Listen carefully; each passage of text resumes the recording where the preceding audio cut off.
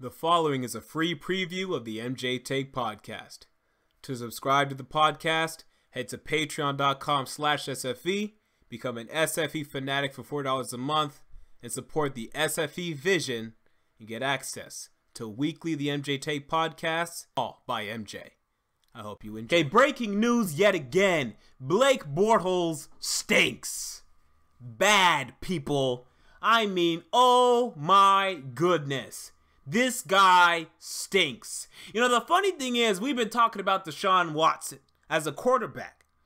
And if you compare Blake Bortles' preseason performance in week 2 to Deshaun Watson's preseason performance from week 1, who looked like the better quarterback? They both look similar. You know, both of them had passes that were really inaccurate. But at the end of the day, Watson was able to move around outside of the pocket, showed some extracurricular, abilities, show some playmaking abilities that you were intrigued by, that you were excited by. He scored a touchdown. Yay. Blake Bortles? What the hell did this guy do? I mean, some of these passes to Allen Robinson were absolutely ridiculous, man. It was bad for Mr. Bortles. And it looks like he's done, and I can't believe it. I mean, I made a video. I made my Jacksonville Jaguars 2017 NFL season preview video that you can still go back and watch today. And I said in this video that Blake Bortles will not start the entire year. That Chad Henne was going to come in and play this year. But I didn't think it was going to be week freaking 1. And this is the conversation we are now having in Jacksonville. He's finished. And it's getting even worse, people. Blake Bortles, and this is a report by a local Jacksonville Jaguars beat writer, Blake Bortles may not make the team. I'm not kidding. You heard this correctly.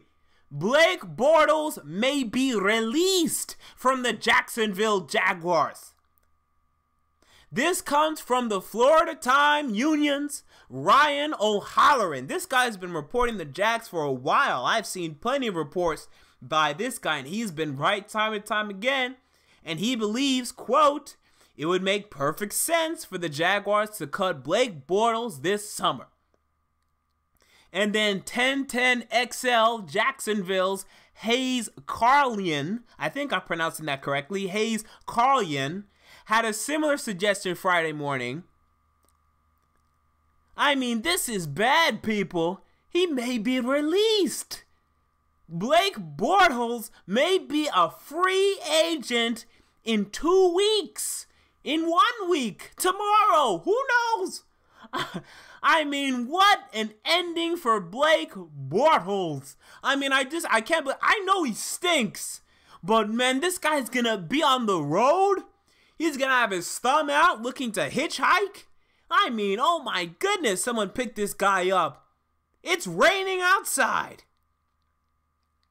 So things are bad right now for Blake Bortles. But he stinks.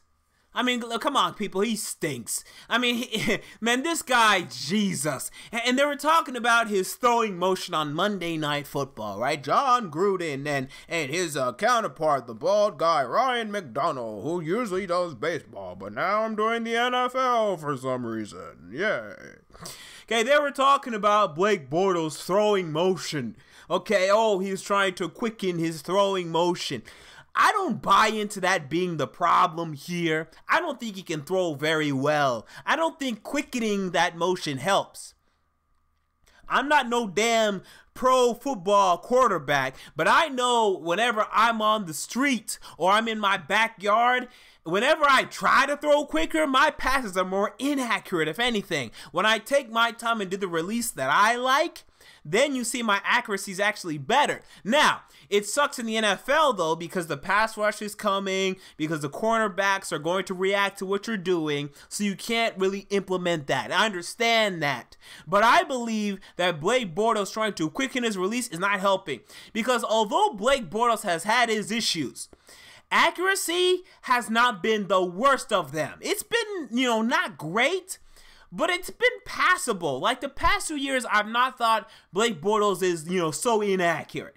I just said, oh, he can't make good decisions. There was not one bad decision from that game yesterday. I mean, he made okay decisions. Maybe there's a couple, actually, now that I think about it. But he was just so inaccurate at times, like he was Deshaun Watson. I mean, what? And it's so funny about these NFL players. I mean, it's so shocking. It doesn't make any sense. How do these players regress from their rookie years? How does this happen? Like, Robert Griffin III, this guy is currently a free agent, okay? He's on the road where Blake Bortles is about to join, right? So we were watching Robert Griffin III at his pro day when he was coming out of the 2012 NFL draft, okay? Gonna be picked second overall by the Washington Redskins, and a bunch of teams wanted to trade up to take him. And we were watching RG3 in this Baylor Pro Day, and we were all saying, wow, this guy's such a great thrower of the football. This guy's so good, so crisp. Look at his footwork. Wow, right? We were looking at Jamarcus Russell during his LSU Pro Day. We were saying, wow, look at this guy. Look at his footwork. Look at his strong arm. Look at this. Look at that. Look at this. Look at that. And then they go into the league and something just happens. Because honestly, I know they're bad at reading defenses, all of these men, Bortles, RG3, and Jamarcus Russell. But at the same time, I think their physical traits also regress. Like RG3 had a workout with the LA Chargers the other day. So if he's still as physically impressive as he was when he came out his rookie year, he should still make the team, right? He should still impress in a physical workout. Nope. What the hell happens to these players, dude? It doesn't happen to all of them, but it happens to Bortles and this Jamarcus Russell and RG3. I don't get it. How do they regress physically? I don't know what's going on in the NFL training rooms, but in terms of Blake Bortles, man, he's done. And I'm really seriously considering deducting a win from my Jacksonville Jaguars projected win total. Okay, I currently have him slated for 6-10, and at the time I thought I was being harsh. Well, it's about to be 5-11, maybe even 4-12. But actually, maybe not, because perhaps I need to actually stick with that 6, because now they have a different quarterback that's going to be at the helm in Chad Henne. Because you know what? My prediction now is Bortles will start. Okay, I wrote an article on sportsfanentertainment.com. Go check out that article. Link will be down in the description box below. And I wrote this article and I said, man, I think Blake Bortles is still going to start week 1, but he's in trouble. I don't think it anymore after what I read today, Friday. Okay, by the day, Blake Bortles is losing his grip on the starting quarterback job in Jacksonville. It's a disaster. It's horrible. It's wow. And Tom Coughlin's pissed, and Doug Marrone's pissed, and the fans are pissed, and they're swimming in their kiddie pools, and it's ridiculous. And this is Jacksonville.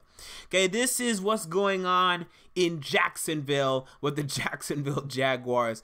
May God have mercy on their souls this upcoming season. Same old Jags. At least now they have one intriguing quarterback player in Brandon Allen. And I remember back in my 2016 NFL draft recaps, back in the old days where I actually did draft recaps for each and every team because I had the time and the patience to do so, to research every damn draft player.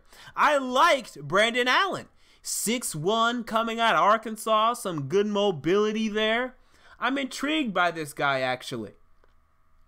I think I actually gave that pick of Brandon Allen, I think I gave it an A at the time, actually. So I'm intrigued by this guy. We'll see what happens. We'll see if he can get himself involved. Right now, he's been the best damn player out of that Jacksonville Jaguars quarterback room in the preseason. We'll see if he can continue this. But as for right now, Blake Bortles, you got your receding hairline. All right, you're losing that. and you're about to lose your starting quarterback job. What a shame indeed.